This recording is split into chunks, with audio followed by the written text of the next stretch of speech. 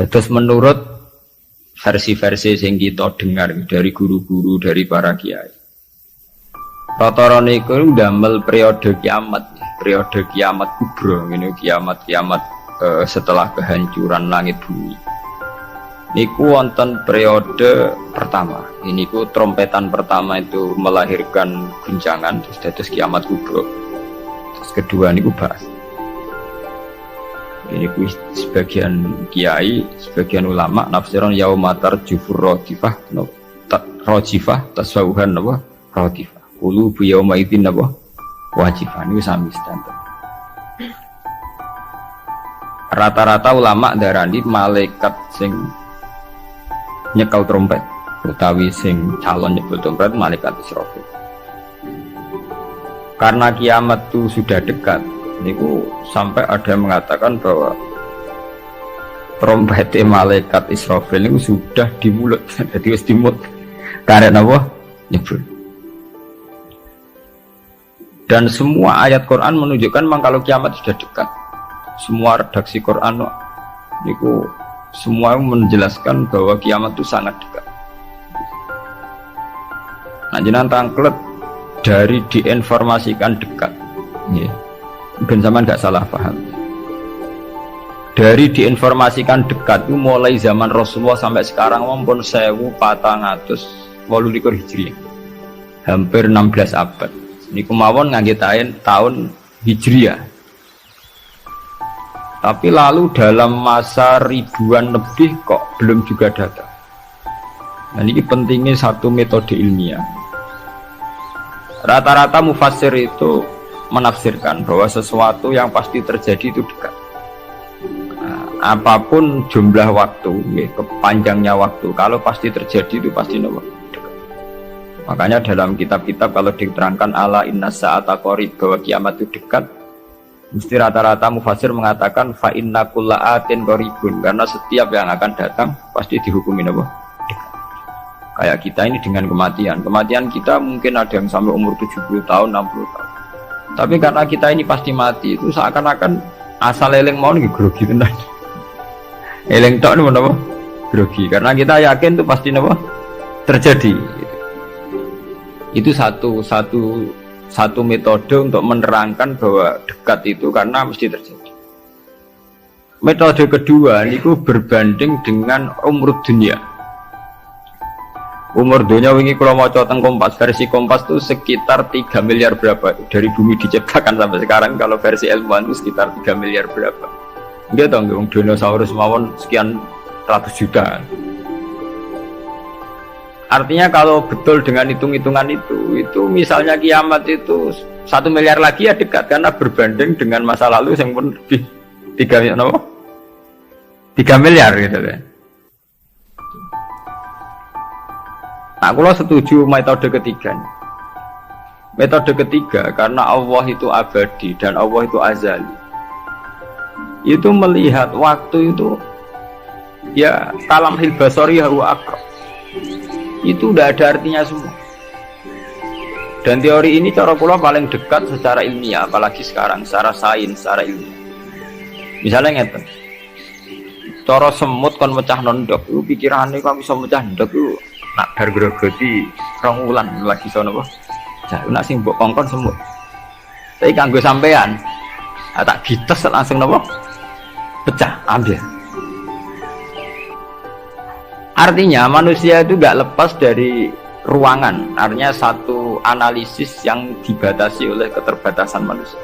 Bumi kok ngene kok hancur ngenteni global warming, ngenteni pemanasan global, ngenteni macam-macam. Nak cairan Afrika meleleh, nak sistem bumi tata surya sudah hancur, sistem galaksi sudah. Iku acara manusia. Jadi dengan segala ilmiahnya manusia, bayangno kiamat tentu nunggu global warming, nunggu tata surya sing rusak galaksi. Ya bodoh cara semut kon mecah nondok. Iku kira-kira pikirane tak mulai ke pojok endi sing paling lemah, endi sing cara sampean mbok kites mulai kon diwe ya pecah. Ya bodoh. Kowe ngrubahno gedung sing nganggo beton, nganggo cor, nak manual ya tak palu kon ndi supaya rubah. Tapi nganggo bom atom, ya mbok dakok endi wae ya napa? Hancur. Ya. Artinya ketika yang ngendikan itu dekat atau mudah itu Allah, memang nggak ada masalah. Allah mau bilang kiamat itu dekat atau mudah ya memang inna dzalika 'ala Allahi yasir. Makanya Allah itu sering berkali-kali kalau cerita kiamat, cerita hal mukhal mesti ditutup inna dzalika 'ala Allahi yasir. Wa kana dzalika 'ala Allahi yasir. Itu mudah bagi Allah, itu mudah bagi Allah. Ya karena bagi Allah ya tidak mudah, bagi selain Allah tentu tidak mudah. Lah anak ngono kan pun kelepan ya memang enggak masalah kan. Allah cerita parek cek gampang urus-urusane pangeran, kita ora usah melok meh. Pangeran nak metu mokonge nek ngendikan la yusalu amma yafalu wa hum yusalu. Bentone manusa wae sering analisis pangeran mbek teorine manusa. Ya mesti ora sambung Allah iku azali dianalisis mbek sesuatu sing hadis sing sekarang, sing profan, sing rusak. Makanya para pencari Tuhan yang murni dengan rasional tentu tidak akan ketemu karena dia akan mengkiaskan barang-barang hadis untuk meneliti barang-barang azal. Ini wow, contoh paling gampang nih wow. Bahwa manusia itu cara berpikir itu pun mesti dibatasi dengan ruang dan waktu. Padahal pangeran, bukan butuh ruang, bukan butuh apa waktu. Ini gue mau nopo. Ya contoh termudah itu. Contoh termudah, jika kita nganggap kiamat, itu tentu dengan teori rasional kita akan bicara tentang bumi tua sekian tahun. Sistem galaksi itu per tahun bergeser sekian, kayak laut. Laut itu ngalami rob itu setiap tahun itu sekian senti. Kalau sekian senti kali sekian ratus tahun, berarti begini. Pemanasan global ya gitu, kalau kena emisi karbon sekian tahun sekian, berarti sekian ratus tahun kemudian sudah begini, kan bisa dihitung secara sains. Tapi itu kan hitung-hitungannya manusia. Tapi kan beberapa kali sejarah membuktikan itu keliru.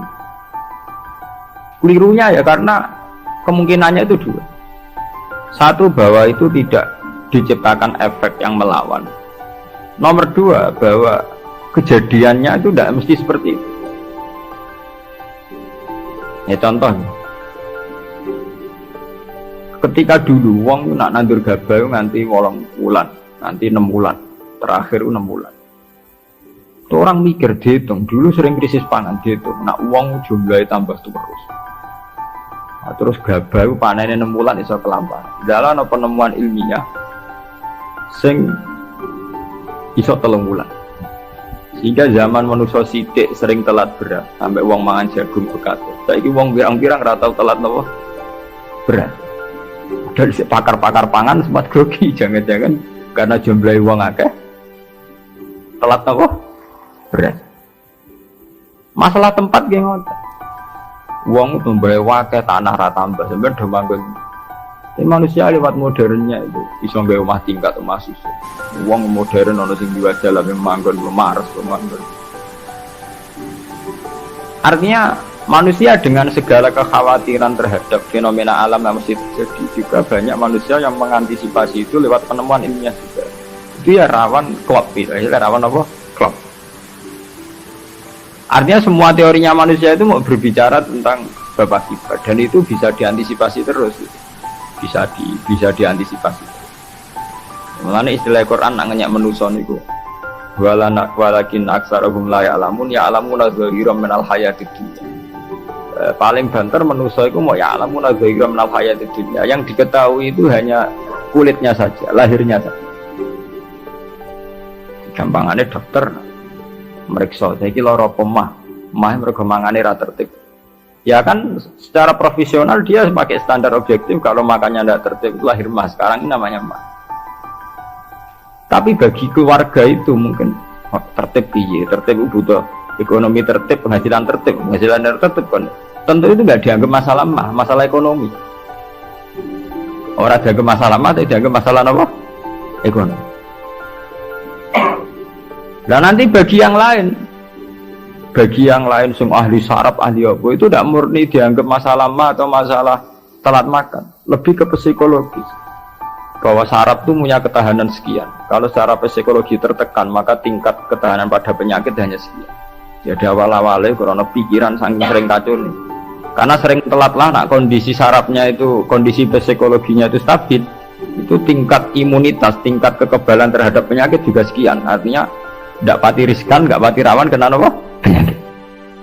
Itu kan sudah 3 versi.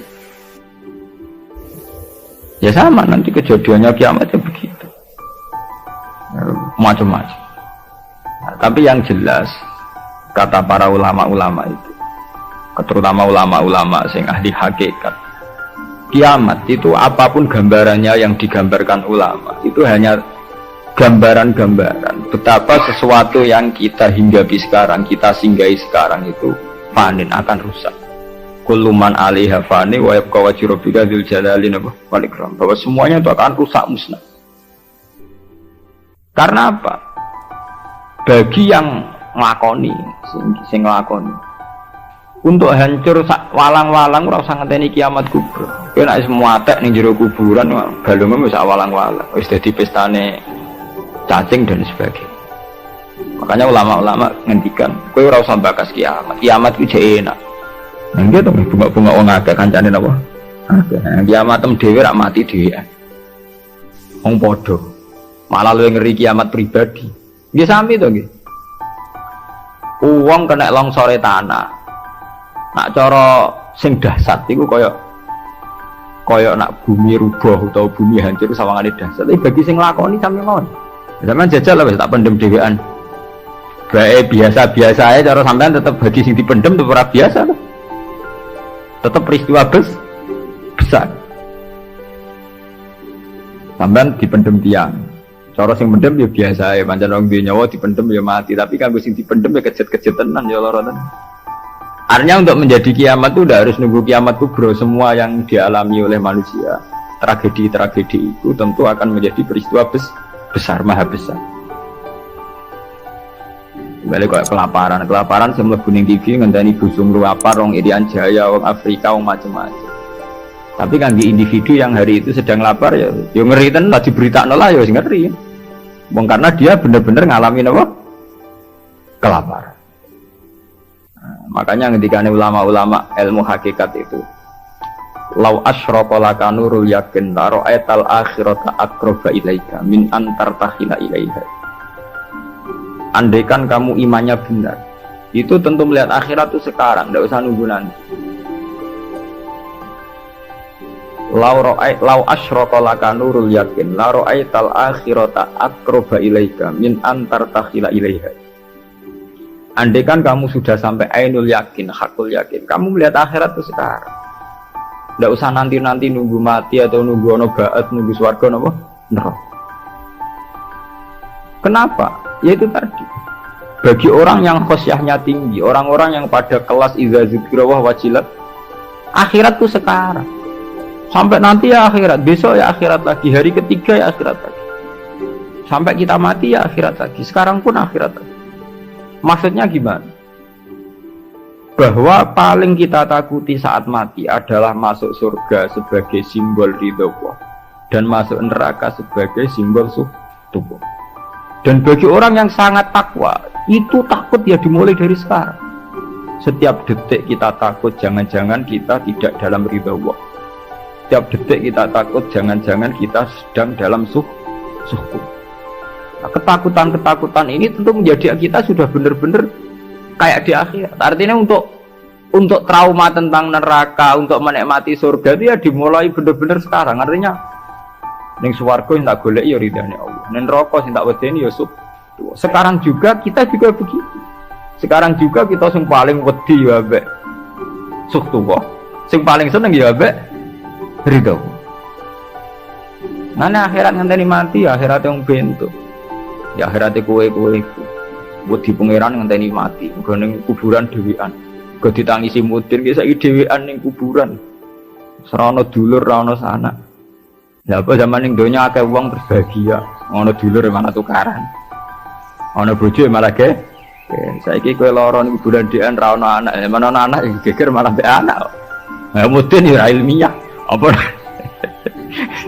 Mudin tiba menangi dhewe nek ning nglakoni rutin. Ya kan? Apa nak dhewean terus lara kan mboten mesti. Ada kok anak bojo zaman ini dunia malah kadang anak bojo masalah. Itu artinya apa itu? Kiamat itu ada, saat itu ada. Kita nanti mati, nanti kita tidak. Tapi seorang mukmin sejati tentu tidak akan menunggu seperti datang nanti. Mulai sekarang itu takut gitu. Hanya sampai Rasulullah menghentikan hasibu anfusakum qabla an tuhasabu. Itu ngitung awak bisa isi, ngerasa awak mbok evaluasi terus, mbok hisab. Ya Allah, hari ini saya melakukan amal baik berapa, amal jelek saya berapa. Qabla an tuhasabu, sebelum benar-benar hisab itu nanti nyata. Audit dari Tuhan nanti belum. Makanya Rasulullah itu nganggap kiamat itu biasa mawon, sesuatu yang kecil yang biasa. Mati oleh Rasulullah dianggap biasa. Karena bagi orang yang takwa, tentu dalam hidup itu sendiri yang diperjuangkan. Gimana setiap detik, setiap hari ada evaluasi. Saya ini sedang dalam ridha Allah atau dalam suhtullah. Nah, orang yang sudah begini ini yang masuk innamal mu'minuna alladzina idza dzukirallahu wajilat. Nah, aku ya ora wajilat bayangno. Waduh, ketemu Allah ning kiamat amalku elek tok sok ben piye. Lah apa saiki ra ketemu pangeran jen biyen to. Ketemu pangeran ngenteni kiamat. Iku jenenge kalah innahum ar-rabbihim yawma idzil lamahjubun yen bekicap uripe ubek napa geman utek ngene elek geman urip duh koyo apa menang ning akhirat gak suwangu kok ketemu pangeran wedi ngono rasa ngenteni esuk mpe ya saiki detik ini juga paham ana men taklek niku rak makam sing dhuwur ora makam dhuwur-dhuwur lan aturane kudu ngono iki aturan ora senengane kok makom-makoman. NU nak kon nggih makom lho. Lho pancen begitu. Standar seorang mukmin innamal mukminun standare idza dzikirallah wajilat qulubuhum. Ora ono innamal mukminuna sing papan atas terus papan menengah napa? Papan bawah. Nek sendra kenal wali dari makom dhuwur nak wong ama makom ndek. Wis suwe nak wali dhuwur wong ndek, tapi iku kewajiban. Subhanallah wa bihamdihi adada khalqihi wa ridha nafsihi wa zinata 'arsyihi wa kalimatihi. Subhanallah wa bihamdihi adada khalqihi wa ridha nafsihi wa zinata 'arsyihi wa kalimatihi. Subhanallah wa bihamdihi adada khalqihi wa ridha nafsihi wa zinata 'arsyihi wa kalimatihi.